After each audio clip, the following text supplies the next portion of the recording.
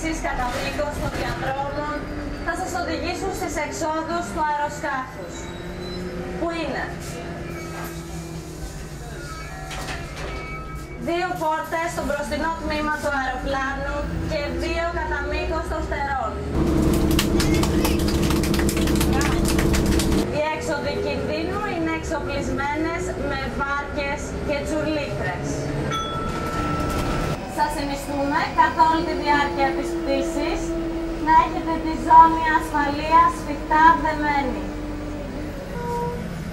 Για να τη φορέσετε, εφαρμόστε τη μία άκρη μέσα στην άλλη μέχρι ότου να ακούσετε το χαρακτηριστικό κλικ. Το σωσίβιό σας βρίσκεται στη θήκη κάτω από το κάθισμά σας. Για να το φορέσετε, περάστε το κεφάλι σας στο άνοιγμα του σωσιβίου.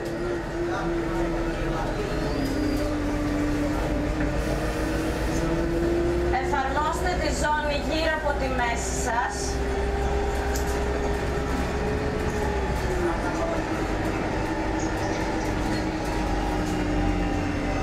Και ασφαλίστε τη. Για να φυσήξετε το σωσίβιό σας τη στιγμή που εγκαταλείπετε το αεροπλάνο, τραβήξτε την κόκκινη άκρη με δύναμη προς τα κάτω. Αν χρειαστεί περισσότερο αέρα, φυσήξτε μέσα στις σωλήνες. Σε κατάσταση αποσυμβίεσης, μάσκες σαν αυτή θα πέσουν αυτόματα μπροστά στο κάθισμά σας. Σας φορέσετε εφαρμόζοντάς τη στη μύτη και στο στόμα σας και αναπνέετε κανονικά. Γιατί το πιστεύω.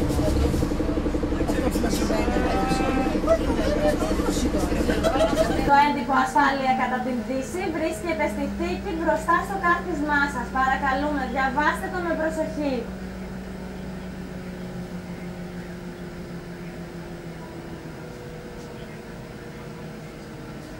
Είμαστε έτοιμοι για την απογείωση. Παρακαλούμε, βεβαιωθείτε ότι η πλάτη του καθίσματός σας είναι στην όρθια θέση.